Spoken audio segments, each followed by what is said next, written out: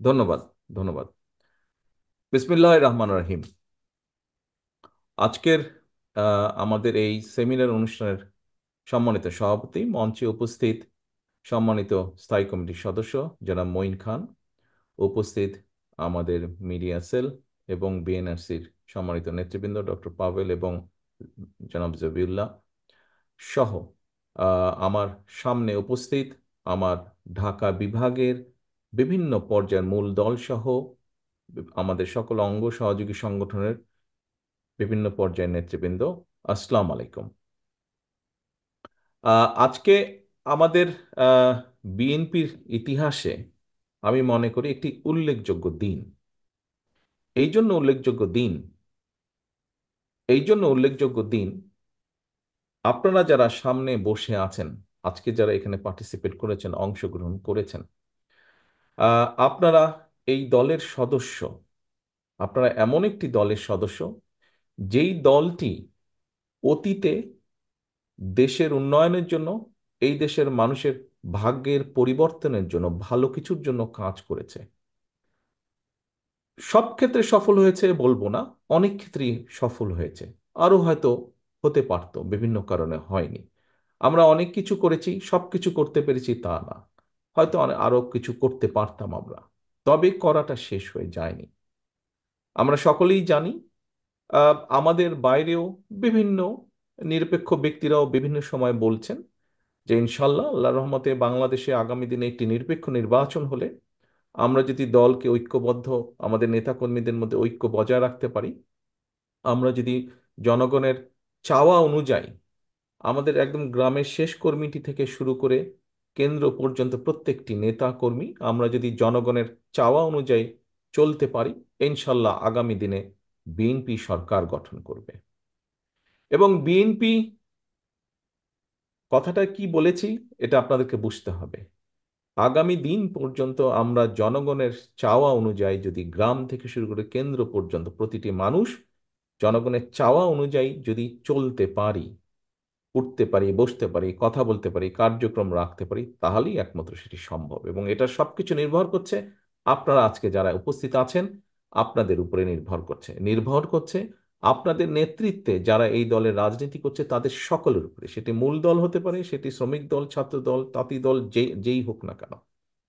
এখন নেতৃবৃন্দ, আজকে আপনারা এখানে আলোচনা করেছেন, আপনাদের ভিতর থেকে কিছু জিজ্ঞাসা ছিল সেগুলো জিজ্ঞাসা করেছেন। মঞ্চে উপস্থিত নেতৃবৃন্দ যারা আছেন, তারা এখানে উপস্থাপন করেছেন আমাদের এই 31 দফা। এই 31 দফাটি হচ্ছে অতীতে যেভাবে আমরা 19 দফার আলোকে দেশকে পরিচালনা করেছি, সাথে আরো নতুন কিছু অ্যাড হয়েছে, ঠিক এইভাবেই 31 দফা আমরা দিয়েছি ভবিষ্যতে কিভাবে দেশ ইনশাল্লাহ আমরা পরিচালনা করতে চাই। তবে এখানে একটি বিষয় আছে। এই 31 দফাটি ছিল প্রথমে 27 দফা। পরবর্তীতে বিগত স্বৈরাচার বিরোধী আন্দোলনে আমাদের সাথে যে সকল দলগুলো যুগপৎ আন্দোলনে শরিক ছিলেন, তাদের সকলের মতামতের ভিত্তিতে 31 দফা গঠিত হয়েছে। অর্থাৎ এটি শুধু বিএনপি না, গণতন্ত্রের গণতন্ত্রে বিশ্বাসী বাংলাদেশের যতগুলো দল আছে তাদের সকলের সম্মিলিত দেশ জাতি নিয়ে সম্মিলিত চিন্তার ফসলই হচ্ছে এই 31 দফা।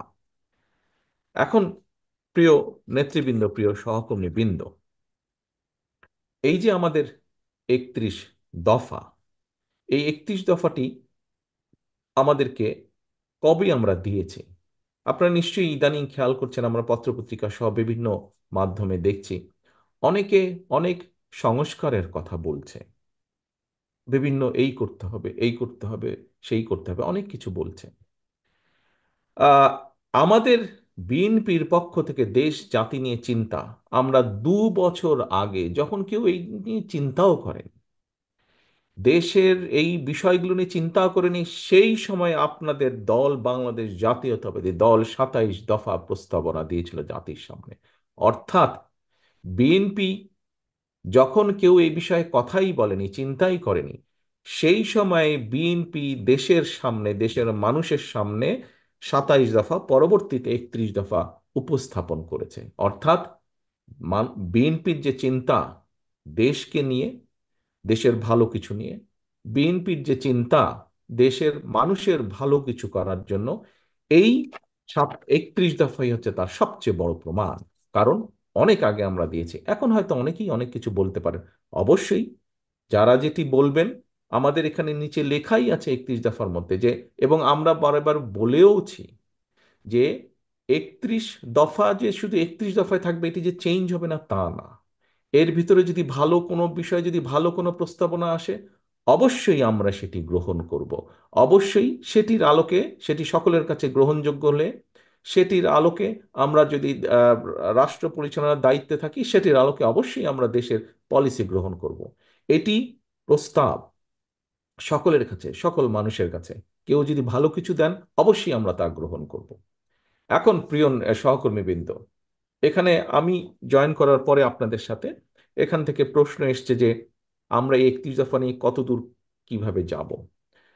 আমার মনে হয় আপনারা এখানে আজকে যারা উপস্থিত আছেন, আপনারা সকলে পোড় খাওয়া নেতৃবৃন্দ। ক্যামেরার পেছনে যে আছেন, প্লিজ আমাকে, সামনে যে অডিয়েন্স আছে ওনাদের দিকে ফোকাসিং, জি, থ্যাংক ইউ। এই 31 দফা কিন্তু আমাদেরকে মাঠে নিয়ে যেতে হবে। 31 দফা শুধু আজকে যারা আপনারা আছেন এই ঘরের ভেতরে সীমাবদ্ধ থাকলে চলবে না। এটি মানুষের জন্য, একদম প্রান্তিক লেভেলের মানুষের কথাও কম বেশি এখানে আছে। কাজে এই কথাগুলো প্রান্তিক লেভেলে নিয়ে যেতে হবে। এবং কে নিয়ে যাবে? হ্যাঁ, আজকে আমরা এখানে আলোচনা করেছি, আমি মিডিয়ার ভাইদেরকে দেখতে পাচ্ছি, নিশ্চয়ই ওনারা কিছু কভার করবেন। ওনারা ওনাদের মতন করে জানাবেন যে আমরা কি আলোচনা করেছি, কি উপস্থাপন করেছি। কিন্তু দায়িত্বটা তো আপনাদের প্রত্যেকের। দায়িত্বটা আপনাদের প্রত্যেকের। এখানে সভাপতি সাহেব একটু আগে বলেছেন, ওনাদের সাথে আমার দুদিন আগে বৈঠক হয়েছে, কথা হয়েছে, আমরা কর্মসূচি গ্রহণ করেছি, নিশ্চয়ই আপনাদেরকে জানিয়েছেন অথবা জানাবেন।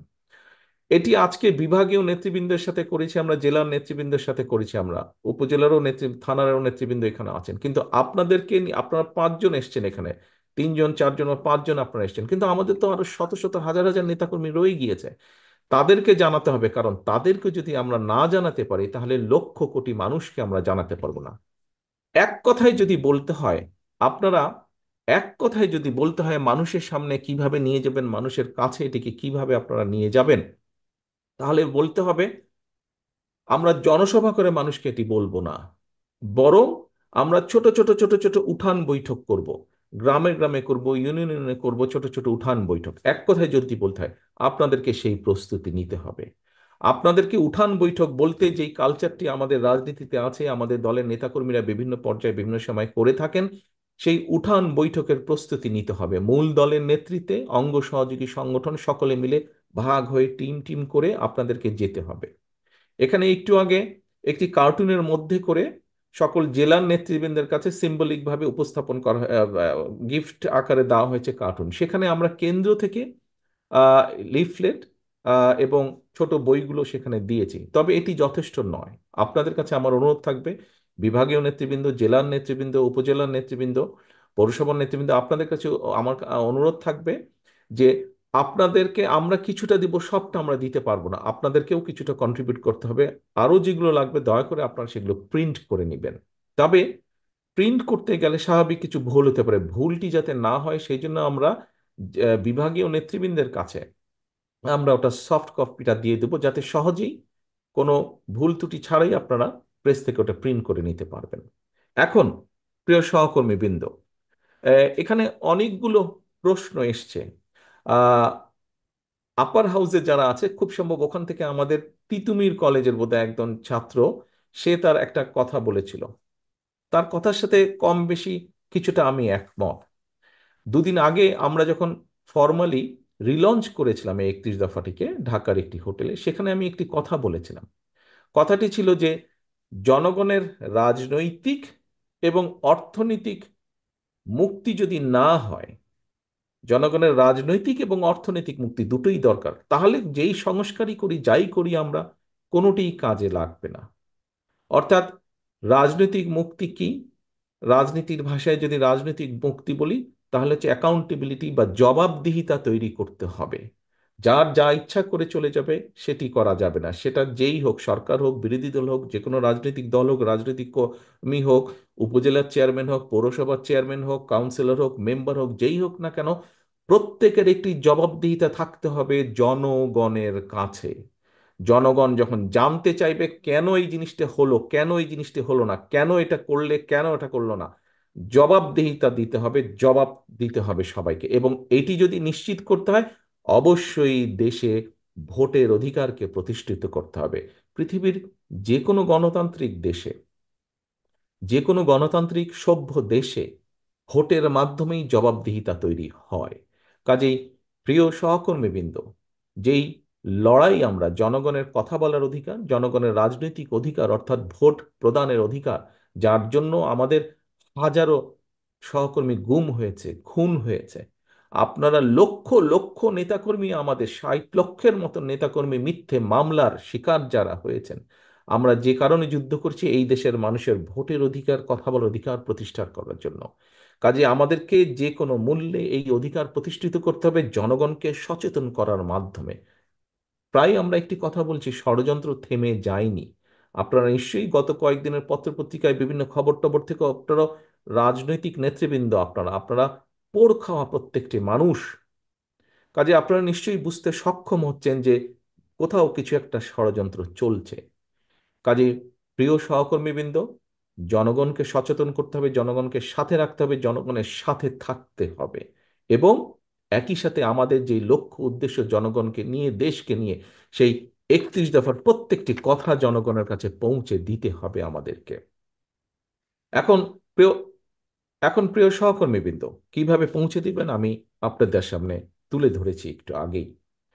কাজেই আমাদেরকে জনগণের ভোটের অধিকার যেমন প্রতিষ্ঠিত করতে হবে, ভোটের অধিকার প্রতিষ্ঠিত করলেই কিন্তু জনগণ তখন জবাব চেতে শুরু করবে। অর্থাৎ একজন ব্যক্তি নির্বাচিত হবে, তার যখন ভয় থাকবে, সে যেই পর্যায়ে হোক না কেন, গ্রামের মেম্বার হোক, ইউনিয়ন পরিষদের চেয়ারম্যান হোক, উপজেলার চেয়ারম্যান হোক, জেলা পৌরসভার চেয়ারম্যান হোক, কাউন্সিলর হোক, সংসদ সদস্য হোক, মন্ত্রী হোক, প্রধানমন্ত্রী হোক, যেই হোক না কেন, যখন সে জানবে যে জনগণের কাছে আমাকে ফিরে যেতে হবে, সেটি ভোটের জন্য হোক, জবাবদিহিতার জন্য হোক, যেটাই হোক, তখন কিন্তু সে চিন্তা করবে দুবার।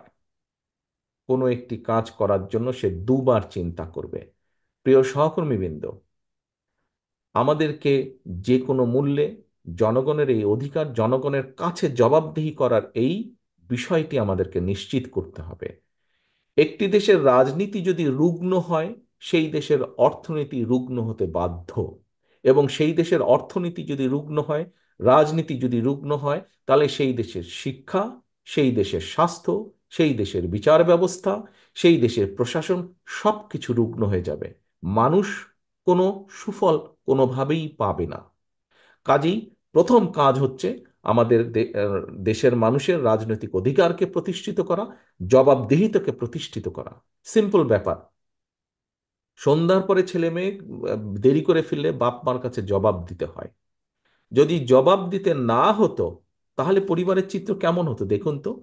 দুঃখজনক হলেও সত্য, কোনো কোনো ক্ষেত্রে হয় কিছু কিছু, কিন্তু সেই পরিবারগুলোর কি অবস্থা দেখুন। আর যেই পরিবারগুলোতে একটা ডিসিপ্লিন থাকে, জবাবদিহিতা থাকে, সেই পরিবারের সন্তানরা কিভাবে বেড়ে উঠে, তাদের পড়ালেখা কেমন সুন্দর হয়, আচার আচরণ সবকিছু ভালো হয়। জবাবদিহিতা। কাজেই প্রিয় সহকর্মীবৃন্দ, আমাদেরকে এই গত স্বৈরাচার 15, 16, 17 বছর ধরে দেশে কোনো জবাবদিহিতা ছিল না। জবাবদিহিতা ছিল না বলেই এইভাবে মানুষ গুম খুম হয়েছে। জবাবদিহিতা ছিল না বলেই নিশিরাতের ভোট হয়েছে, দামি নির্বাচন হয়েছে। জবাবদিহিতা ছিল না বলেই প্রশাসনগুলোর কি অবস্থা, বিচার ব্যবস্থার কি অবস্থা দেখেছেন। জবাবদিহিতা ছিল না বলেই দেশ থেকে লক্ষ লক্ষ কোটি টাকা পাচার হয়ে গেছে, দেশের মানুষের সম্পদ পাচার হয়ে গেছে।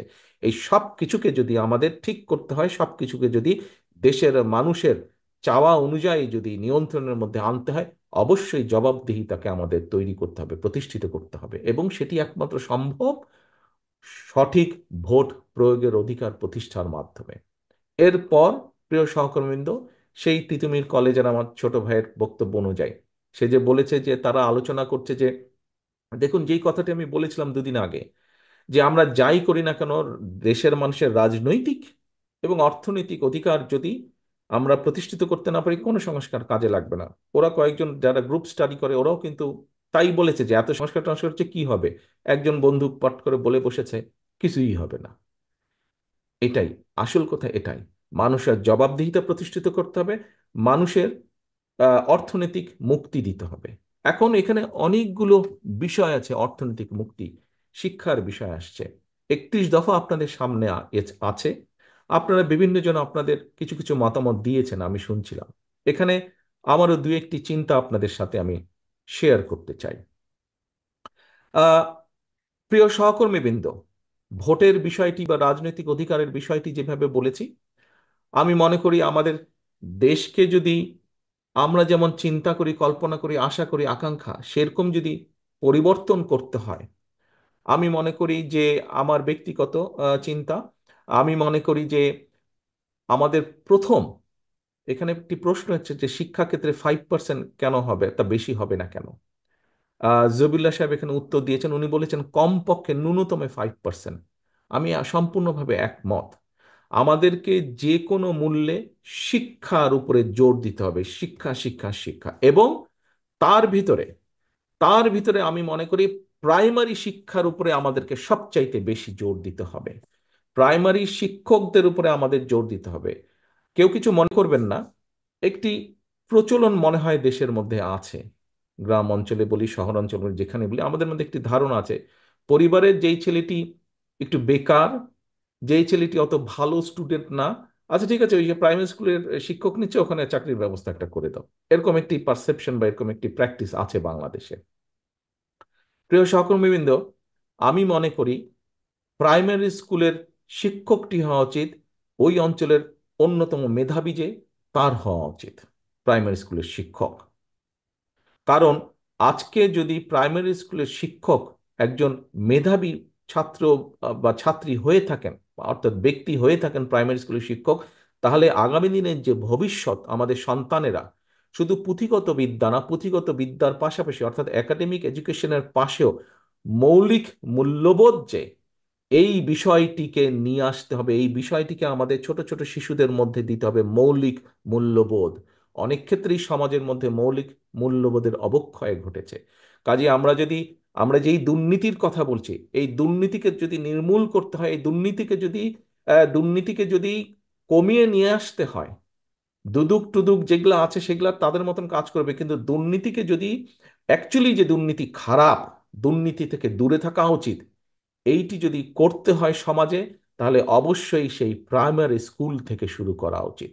প্রাইমারি শিক্ষকদের উপরে ইনভেস্ট করা উচিত। এই ক্ষেত্রে বাজেট এর বরাদ্দ শুধু স্কুল তৈরি করলে হবে না, ওই বিল্ডিং তৈরি করলে হবে না, ইনফ্রাস্ট্রাকচারে না, প্রাইমারি শিক্ষকদের কোয়ালিটি ইমপ্রুভ করার জন্য, তাদেরকে সেই কমফোর্টটা দেওয়ার জন্য। কারণ তাকে যদি চিন্তার মধ্যে থাকতে হয় যে কোনো রকমে ক্লাসটা শেষ করে তাড়াতাড়ি তার ছোট দোকানটাতে গিয়ে বসবে, কারণ না হলে সংসার চলবে না, অথবা খেতে গিয়ে কাজ করতে হবে, তাহলে হবে না। কাজে তাকে আমার সেই কমফোর্টটা দিতে হবে, যাতে সে তার ক্লাস শেষ হয়ে যাওয়ার পরে, আমরা শুনতাম যখন ছোটবেলায় ছিলাম তখন নানা নানা দাদের কাছে গল্প শুনতাম যে ওনারা যখন ছোট ছিলেন, শিক্ষকরা শিক্ষকরা তখন তখন তো গ্রামের সংখ্যা বেশি, শিক্ষকরা বলে সন্ধ্যার পরে বা বিকেলের পরে বলে ভালো ছাত্র যারা তাদের বাসায় যেতেন শিক্ষকরা, এবং গিয়ে গিয়ে খোঁজ করতেন ছেলেটা পড়ছে কিনা, কোনো সমস্যা হচ্ছে কিনা। প্রিয় সহকর্মীবৃন্দ, জানি না সেরকম করা সম্ভব হবে কিনা একদিন বাংলাদেশে, যে প্রাইমারি শিক্ষকরা স্কুলের পরেও গিয়ে ভালো স্টুডেন্ট বা কম বেশি সব স্টুডেন্টের ব্যক্তিগতভাবে খোঁজ খবর করবেন। যদি সেটিকে নিশ্চিত করতে হয়, এরকম একটি পরিবেশ যদি তৈরি করতে হয়, এটি আমার সম্পূর্ণ চিন্তা আপনাদের সাথে শেয়ার করলাম। যে শিক্ষা আমাদেরকে, প্রাইমারি শিক্ষা, পরের যে শিক্ষাগুলো আছে সেগুলোকে অবশ্যই আমরা ডেভেলপ করব, কিন্তু আমাদেরকে অবশ্যই প্রাইমারির উপরে জোর দিতে হবে। প্রাইমারি শিক্ষা, শিক্ষক, স্টুডেন্ট সবকিছুর উপর জোর দিতে হবে। তাদের শিক্ষার কোয়ালিটি, তাদের কমফোর্ট দিতে হবে শিক্ষকদেরকে, যে তাকে যেন চিন্তা করতে না হয় যে তার এই ক্লাসটি শেষ করে দৌড় দিয়ে গিয়ে দোকানে বসতে হবে অথবা খেতে যেতে হবে, কাজ করতে। এই বিষয় থেকে সরিয়ে নিয়ে এসে সম্পূর্ণভাবে যাতে সে মনোনিবেশ করতে পারে শিক্ষার উপরে, তার ছাত্রছাত্রীদের পিছনে। এটি গেল একটি, খুব সংক্ষেপে আপনাদের সামনে তুলে ধরলাম। আরেকটি আমি মনে করি, ব্যক্তিগতভাবে আমি বিশ্বাস করি, যে যদি একটি হেলদি নেশন না থাকে, তাহলে আমাদের জন্য সামনে এগোনো কষ্টকর, কঠিন হবে। সেজন্যই আমি মনে করি শিক্ষার পাশাপাশি আমাদেরকে দেশের জনগণের স্বাস্থ্যের প্রতি নজর দিতে হবে, যে কোনো মূল্যে যেভাবে স্বাস্থ্যের উপরে নজর দিতে হবে। প্রিয় সহকর্মীবৃন্দ, আমরা আমাদের 31 দফার মধ্যে বলেছি যে যুক্তরাজ্যের এনএইচএস এর আদলে আমরা স্বাস্থ্য ব্যবস্থাকে সাজাতে চাই। ইয়েস, আমরা চাই দেশের মানুষকে, সকল পর্যায়ের মানুষকে, বিশেষ করে প্রান্তিক পর্যায়ের মানুষকে স্বাস্থ্য সুবিধা পৌঁছে দিতে। তবে আমাদেরকে এই বাস্তবতাও বিবেচনা করতে হবে, যুক্তরাজ্যের মতন একটি দেশও কিন্তু এনএইচএস কে চালাতে গিয়ে প্রায় হিমশিম খায়, এখানে খবরে পত্রিকায় যা আসে। আমাদের দেশের এখানে জনসংখ্যা হচ্ছে 7 কোটি। আমাদের জনসংখ্যা আমার কাছে মনে হয় কোনোভাবেই 20 কোটির কম নয় এই মুহূর্তে। 20 কোটি জনসংখ্যার একটি দেশে প্রত্যেকের দোরগোড়ায় স্বাস্থ্যসেবা পৌঁছে দিতে হলে বিশাল বাজেটের প্রয়োজন। আমরা যদি দুর্নীতিকে একটি কমিয়ে নিয়ে আসতে পারি, দুর্নীতিকে যদি আমরা নিয়ন্ত্রণ করতে পারি, সেক্ষেত্রে আমরা অনেক অর্থের সাশ্রয় করতে পারবো, যেগুলো আমরা শিক্ষা, যেগুলো আমরা স্বাস্থ্যের পিছনে ব্যয় করব। তারপরেও একটি বিশাল এটি সেক্টর। এখানে আমি মনে করি এই ইউরোপের অনেকগুলো দেশ, যেই দেশগুলো ধনী, যেই দেশগুলো উন্নত, তারা নতুন একটা মেথডে যাচ্ছে। এখানে ডক্টর পাভেল সাহেব আছে, উনি প্রায় আসেন এখানে পড়াতে, পরীক্ষা নিতে আসেন উনি ম্যানচেস্টারে। উনিও জানেন ব্যাপারটা, ওয়াকিফল আরো অনেকেই জানেন কম বেশি। এরা প্রিভেনশনের উপরে দিচ্ছে, অর্থাৎ মানুষকে সচেতন করা যে তুমি এইভাবে খেলে, এইভাবে চললে অসুস্থ হবে না তুমি। এখানে বেশ কিছু মুরব্বী নেতৃবৃন্দ আছেন, আপনাদের নিশ্চয়ই খেয়াল আছে, শহীদ জিয়ার সময় পল্লী চিকিৎসক ছিল। পল্লী চিকিৎসকরা গ্রামে গিয়ে গিয়ে গিয়ে মানুষকে সচেতন করতে, সাহায্য করতে, সহযোগিতা করত। প্রিয় সহকর্মীবৃন্দ, আমাদেরকে জোর দিতে হবে, আমি মনে করি আমাদেরকে শহীদ জিয়ার সেই প্রকল্পটি হয়তোবা আবারও চালু করতে হবে। পল্লী চিকিৎসক প্রত্যেকটি গ্রামের জন্য আমাদেরকে পল্লী চিকিৎসক চালু করতে হবে এই প্রকল্পটি, যাতে আমরা মানুষকে, তাদেরকে যেরকম আমরা ট্রেনিং দিব, ট্রেনিং দিয়ে মানুষের দোরগোড়ায় পাঠাবো, পরিবারগুলো দোরগোড়ায় পাঠাবো যে এভাবে পানি ফুটিয়ে খেতে হবে, এভাবে খেতে হবে, এভাবে চলতে হবে, তাহলে এই চিকিৎসা, এই অসুখ থেকে আমরা নিজেদেরকে দূরে রাখতে পারবো। তাহলে আমরা দেশের মানুষের স্বাস্থ্য অনেকাংশে নিশ্চিত করতে সক্ষম হব। অর্থাৎ আমি যদি মানুষকে অসুস্থ হওয়া থেকে দূরে রাখতে পারি, তাহলেও কিন্তু আমরা যে এনএইচএস এর কথা বলছি সেখানে চাপ অনেক কমে আসবে, এবং আমরা কেউ যদি অসুস্থ হয় তখন তাকে আমরা বেটার ভাবে চিকিৎসা দিতে পারবো। প্রিয় সহকর্মীবৃন্দ, এখানে অনেকগুলো বিষয় আছে। বেকারদের কর্মসংস্থানের একটি কথা এসছে, যেটি খুবই গুরুত্বপূর্ণ। এই মুহূর্তে 1 কোটির উপরে শিক্ষিত বলেন, অল্প শিক্ষিত, অর্ধশিক্ষিত মানুষ আছে যারা বেকার।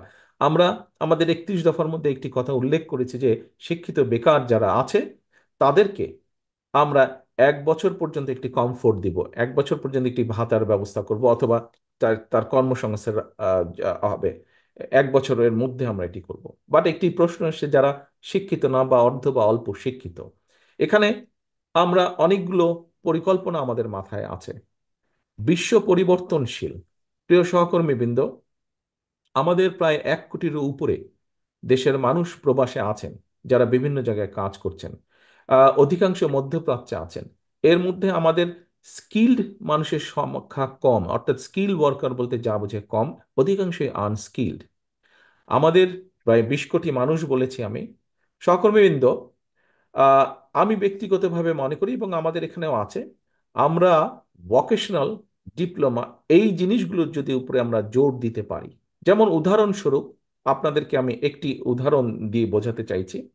ঢাকা শহরে যদি আমাদের প্রায় 5 লক্ষের মতন রিক্সা চালক থাকে, আমরা যদি এই রিক্সা চালক যারা আছেন এনাদেরকে যদি আমরা একটি রেজিস্ট্রির মধ্যে নিয়ে আসতে পারি, লিস্টের মধ্যে নিয়ে আসতে পারি, তারপরে আমরা, আমাদের একটি চিন্তার মধ্যে আছে যে পৃথিবীর বিভিন্ন দেশে যেখানে মানুষ যায়, আমরা আমাদের এম্বাসিগুলোকে দায়িত্ব দিব যে তারা একটা অ্যাসেস করবে, তারা একটা রিপোর্ট তৈরি করবে যে পৃথিবীর কোন কোন দেশে কি কি ধরনের শ্রমিক যেতে পারে আগামী 5 বছর বা 7 বছর, কোন কোন শ্রমিকের সম্ভাবনা আছে, কোন কোন সেক্টরের শ্রমিকের সম্ভাবনা আছে, স্কিল, সেমি স্কিল, এভাবে ভাগ করে।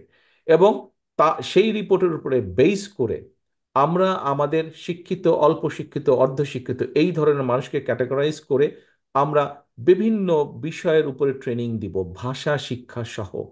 ভাষা শিক্ষা সহ আমরা ট্রেনিং দেব, যাতে করে পরবর্তীতে এই মানুষগুলো খুব সহজেই বিভিন্ন দেশে কাজের সংস্থান করে নিতে সক্ষম হন। এরকম আরো বিষয় কিছুগুলো চিন্তা আছে।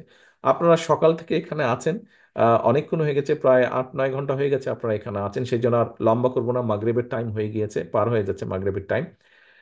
নেতৃবৃন্দ, বিষয় একটাই, আমরা দেশকে, দেশের মানুষকে সাথে নিয়ে আমরা দেশের জন্য ভালো কিছু করতে চাই।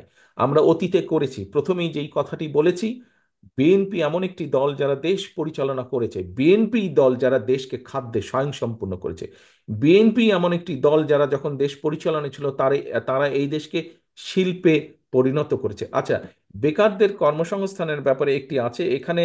আমাদের অনেক তরুণ এখন ফ্রিল্যান্সিং এর কাজ করছে, বিশেষ করে কম্পিউটারের মধ্যে বিভিন্ন সফটওয়্যার থেকে শুরু করে বিভিন্ন বিষয়ে কাজ করছেন। তাদের পেমেন্টের বিষয়ে একটি সমস্যা হয়, বিদেশ থেকে যে পেমেন্টগুলো তারা পান পেপালের ব্যাপারে সমস্যা হয়।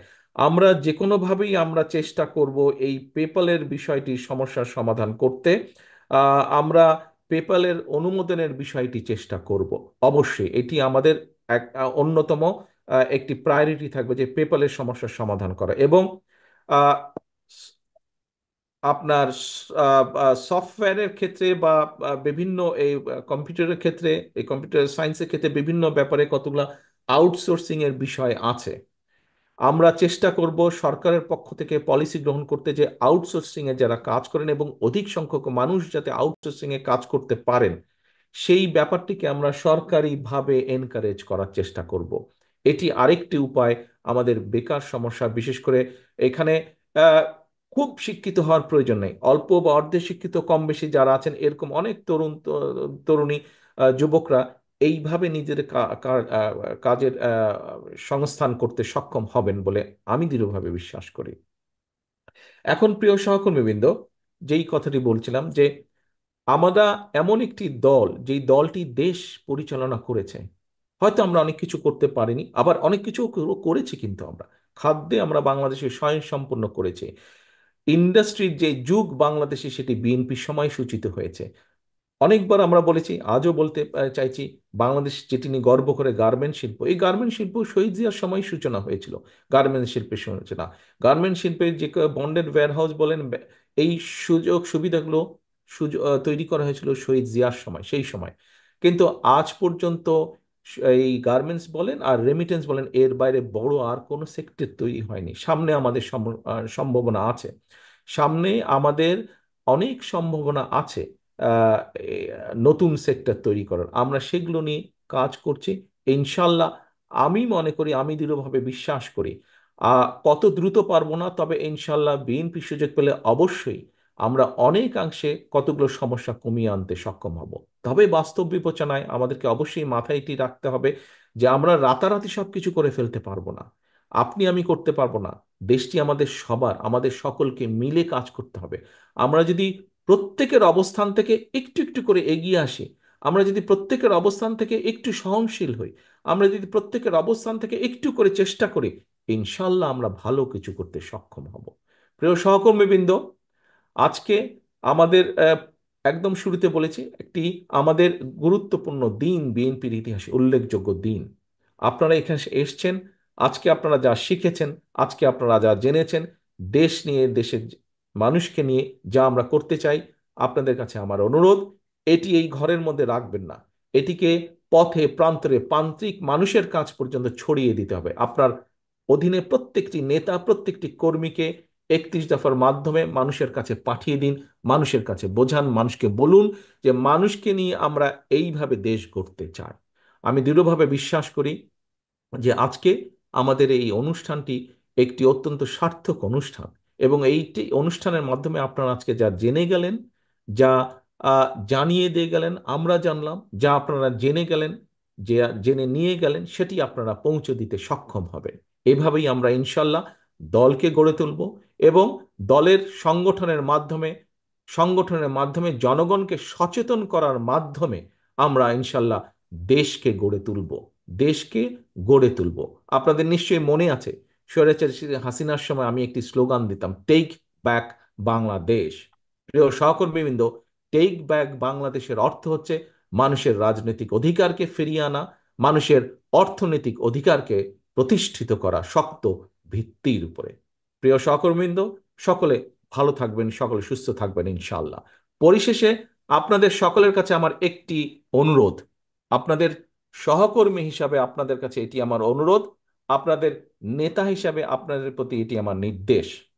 আজকের পর থেকে দয়া করে আমার নাম যখন কেউ বলবেন, কেউ দেশনায়ক, রাষ্ট্রনায়ক, এই কথাগুলো দয়া করে কেউ ব্যবহার করবেন না আমার নামের সাথে।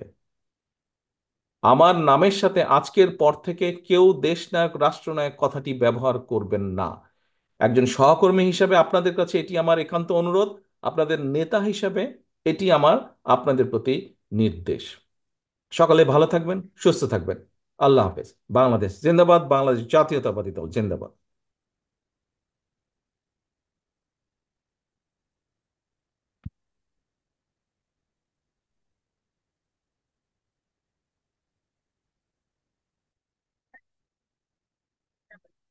সভাপতি মহোদয়ের অনুরোধে এখানেই